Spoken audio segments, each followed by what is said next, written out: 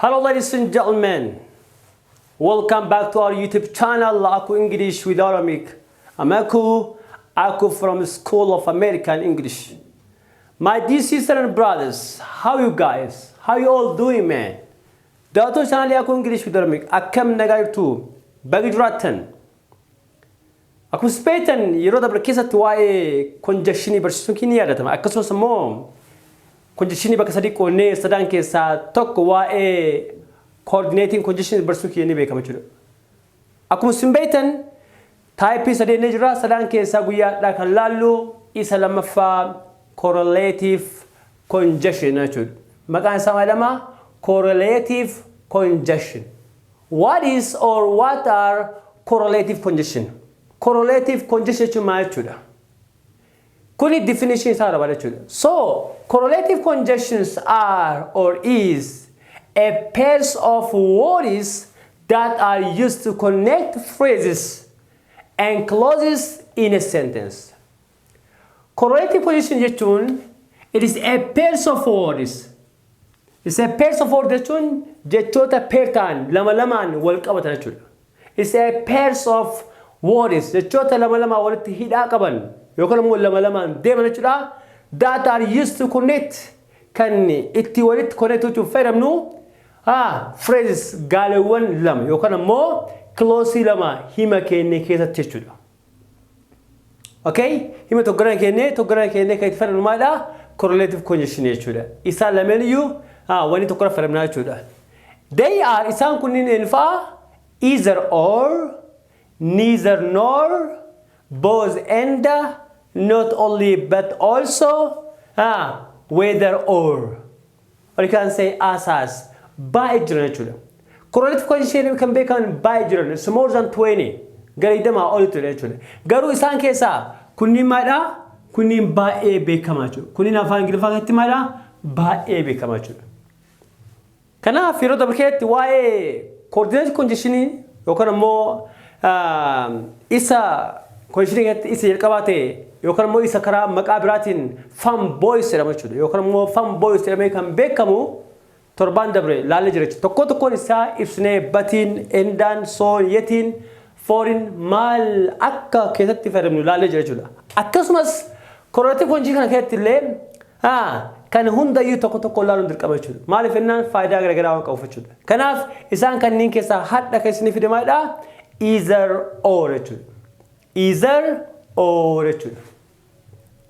So what is either or? Either or kuni maal wajjin fayyadamna? Dursa jechi either kuni okay qubee idhaan kun maal wajjin deemna? Or wajjin deema jechuudha. Either or, neither nor jechuudha. Kan addaan baafadha jechuudha. Either or is a correlative conjunction. Okay, it is correlative conjunctions that used to connect things or persons which are the same types, phrases, clauses, or words. Either or kuni faayidaa isaa keetti okay akkuma definition kana jechuudha. Hima keenya keetti wanta lama walitti ittiin hidhuudhaaf yookaan immoo gaa'ee lama yookaan immoo phrase lama yookaan immoo ciroo lama ittiin walitti hidhuudhaaf jechuudha. Yookaan immoo jecha lama jechuudha. Or it is used to express alternatives and choice between two things or people. Yookaan immoo it's used to express alternatives. Waa lama keessaa tokko filachuu jechuudha. Okay? Lama keessaa tokko mala? Lama keessaa tokko jechuudha. Alternatives or choice between two things or people. Wanta lama keessaa yookaan immoo nama lama keessaa tokko choice gochuu jechuudha. Yookaan immoo tokko keessaa fudhatee kaan dhiisuu jechuudha. Fakkeenyaaf Alex played either handball or table tennis, but not both. Alex maal godhe? Alex played ni taphate either handball or table tennis, but he didn't play two of them. Alex kuni handball yookaan immoo table tennis qofa taphate malee lamaan hin taphanne but not both.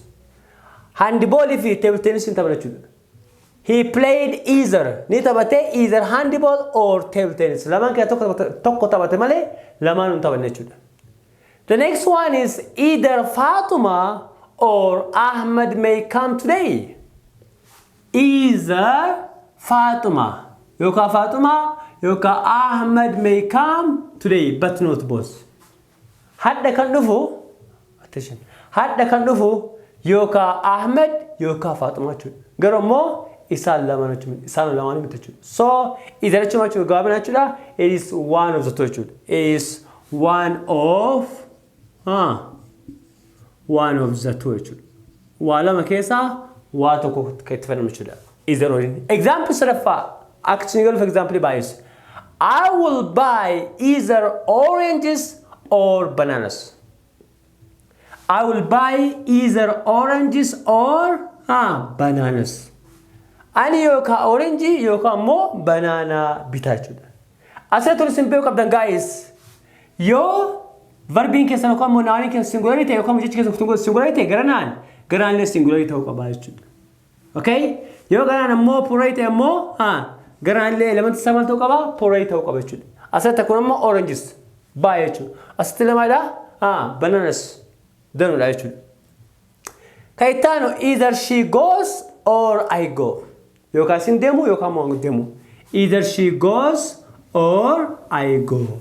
Yoka shin yoka an demo chuda. Laman ke toko chuda. Example 5. You can phone her. Kun hima toko. Dawlu fendet. You can write her. Bares fendet. Hima lami kana bakatakat yofinu. You can phone her. You can write her. Either only faramne bakatakat yo only fix go. Yoka mo only connect go mada. Choose one of them, not both. You can phone her, you can write her. Laman ke hatoka faram sinjel. Laman faram dane to chura. So you can either phone, okay, or write her.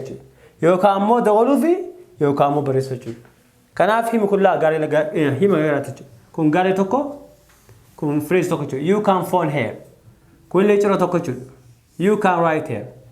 Kana bakata ko finu maguna you can either phone asra phone frane kana ibne kana kesa to ko frane write heri tak ibne so you can either phone or write heri no to bachisa with either or okay with either or kesati if both elements chun kana phone chun.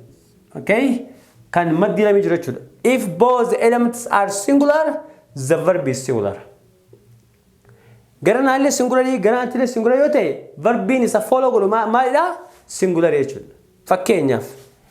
Either John or Sarah is guilty. Amalala. Okay? If both elements are singular, John is singular ida, Sarah is singular. Kanafi verb itale humaida singular to ko chud. John or Sarah are in John. Okay? Either John or Sarah is guilty. Malifinan verbi sabati jusan fayyadamna chuda. Kana la chuda. Eshi kana kun singular ida kulle singular element ida verbi samala singular verbi ta chuda. Example 2 itano if any element is plural. Okay, let me get a cooperator chuda. The verb is what? Plural. If any element is plural, the verb is plural. Okay? If any element to cooperate, kaitan elementa plurality. If any element is plural, the verb is plural. Elementi laman ke to cooperate, verb is elementa plurality. The last one, kanuma. Either the mother or her daughters have received the message. Either the mother, okay, or her daughters have received the message. Look, okay, her daughters can come mada. Ori bod machura her daughters. Her daughters can come mada. Esi kabichu danu chuda. Plural. Can have verb can element to kaba. Plural to kabichu. Has something have to kabichu. Okay, daughters is what is plural. Daughters in plural. Okay, example 7, the last examples. Either the father or the son has taken the book. Either the father or the son has. Has is because sabatin can mala singular. Can have son having gen. son has jechuudha. So either the father or the son has taken the book. So one of them took the book. Isaan lamaan keessaa inni fudhate nama tokko jechuudha. Walumaa galatti barumsa waa'ee is or irraa wanni baratan maalidha? Yoo sabittiin keessan zaniya sabit kan jira jechuudha. Yoo sabittiin keessan yookaan ammoo orii jalatti sabittiin keessan sanitti singularity ta'e verbi keessan lama ta'uu qaba, singularity ta'uu qaba jechuudha. Walii galaami? Yoo plural ta'e immoo plural ta'uu qaba jechuudha. Yoo ammoo lamaan keessaa tokko plural ta'e tokko singularity ta'e maal ta'uu qaba jechuudha? Plural ta'uu qaba jechuudha.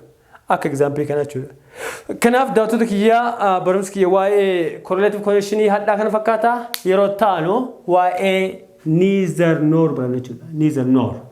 Okay? Toppiin kun baay'ee bal'aa waan ta'eef tokko tokko ilaalaa deemna jechuudha. Barumsa suuta deemu barbaachisaa akka isin galutti isin ibsu waan barbaaduuf jechuudha. Kanaaf na obsaati yeroo gaabatiin xumuree yaada jechuudha. Kanaaf barumsi waa'ee correlative conjunction kana fakkaata isin jalatamu waa'ee either or barannee jirra. Either or jechuun walumaa galatti jechuudha. Elementii lama kan alternative ta'u yookaan immoo kan choice goonu keessa jechuudha. Kan lamaan keessaa tokko filannu jechuudha. Kana fakkaata ammaaf nagaa naa tura jechuudha. Bye. Love you all.